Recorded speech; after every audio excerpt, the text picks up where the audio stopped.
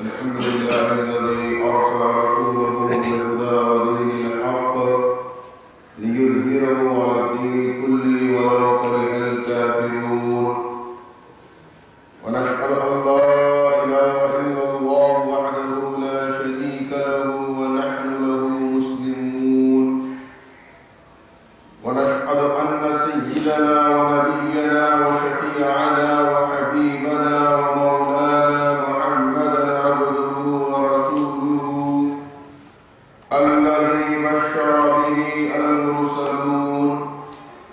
ونصدق أن محمدا المهدي الموعود خليفة الله قد جاء ومضى الذي بشر به سيد المرسلين صلى الله عليه وعلى آله وأصحابه أجمعين من يومنا هذا إلى يوم الدين. فأعوذ بالله من الشيطان الرجيم. بسم الله الرحمن الرحيم. أرض الله واسعة فتهاجر فيها. صدق الله العظيم. اما بعد، سیرت اطہر خلیفۃ اللہ معمور من اللہ مبین کلام اللہ دافع حلاقت امت محمدیہ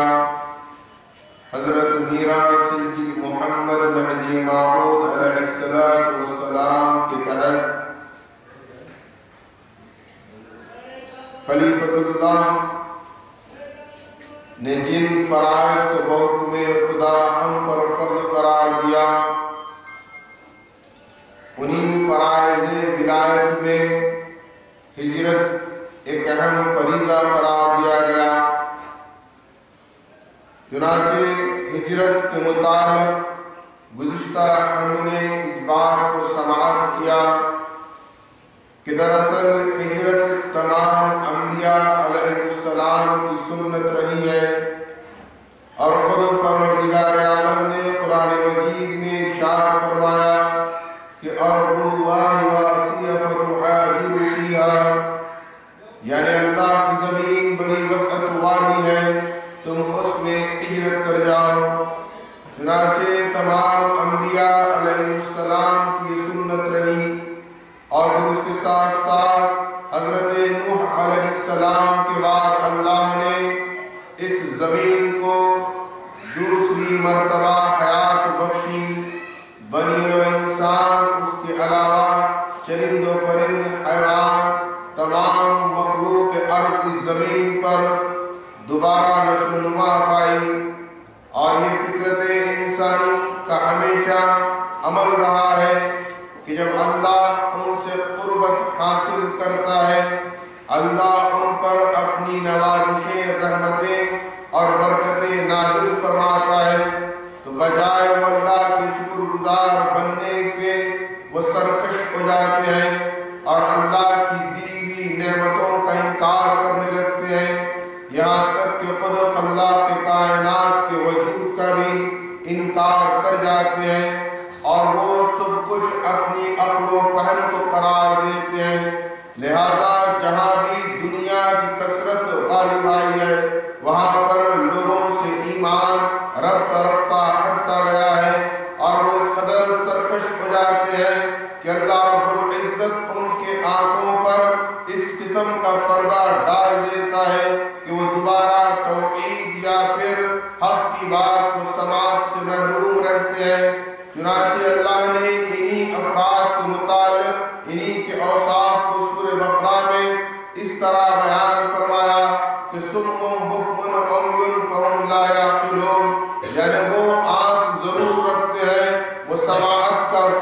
آلہ ضرور رکھتے ہیں، وہ گویائی ضرور رکھتے ہیں، لیکن نہ وہ حق کی سماعت کر پاتے ہیں، نہ حق کو قبول کر پاتے ہیں، اور یہ تمام چیزیں صرف اور صرف اللہ کی عذاب کی ایک نشانی ہے، چونکہ اللہ نے قرآن مجید میں یہ بھی ارشاد فرمایا کہ یہ لوگ جو اس قدر سرکش ہو جاتے ہیں، دراصل یہ ان کے اپنے اعمال کا نتیجہ ہے۔ چنانچہ اللہ نے فرمایا کہ کل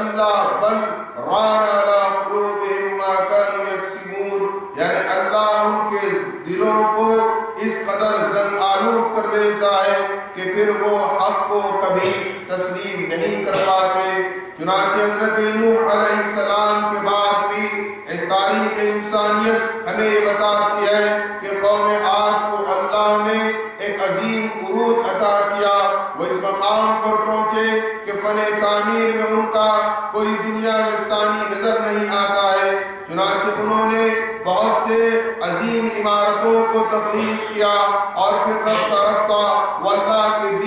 دین الہی توحید خداوندی سے دور ہوتے گئے۔ چونکہ تمام انبیاء علیہ السلام کا دین اسلام رہا ہے۔ حضرت آدم سے لے کر خاتم النبیین محمد رسول اللہ صلی اللہ علیہ وسلم تک تمام انبیاء کا دین اسلام رہا ہے۔ چنانچہ اللہ نے ہر پیغمبر کو دین اسلام پر مامور کیا، لیکن تاریخ خلفاء اللہ میں دافع علاقت اسلام اگر کسی کو قرار دیا گیا تو وہ صرف اور صرف خلیفۃ اللہ میرا سید محمد مہدی موعود علیہ السلام کی ذات گرامی مرتبت رہی ہے۔ چونکہ خاتم النبیین کے بعد صبح قیامت تک کوئی دوسرا نبی آنے والا نہیں تھا، اور اللہ اپنے دین اسلام کی بقا کے لیے خلیفۃ اللہ کو مبعوث فرمایا۔ چنانچہ امام آخر الزمان مہدی موعود علیہ السلام دافع علاقت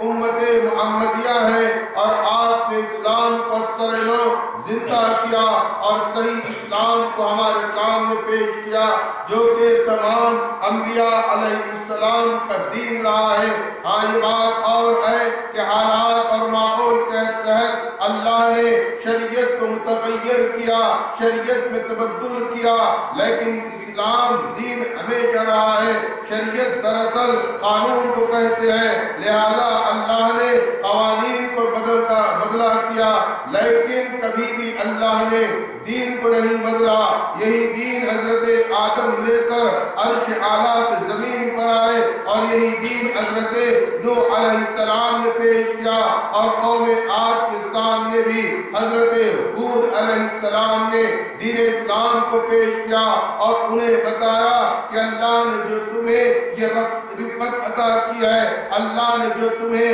یہ مقام اور یہ مہارت عطا کی ہے، تم اس کے شکر گزار بن جاؤ، اور اگر اللہ کی ناشکری کرو گے تو یاد رکھنا اللہ کا تم پر عذاب آئے گا۔ انسان کا وجود اس بات کا متقاضی ہے کہ وہ ہر پل ہر لمحہ اللہ کا شکر بجا لائے، کیونکہ اللہ نے اسے بے شمار نعمتیں عطا کی ہے۔ اگر انسان خود اپنے وجود کا محاسبہ کرے تو اس کو پتہ چلے گا کہ اللہ کا کتنا بڑا انعام اور احسان انسان کے وجود پر ہے۔ اگر اللہ بصارت کو چھین لے تو انسان نابینا ہو جاتا ہے، اللہ اگر سماعت کو چھین لے تو انسان بہرا ہو جاتا ہے۔ غور کرے کہ معمولی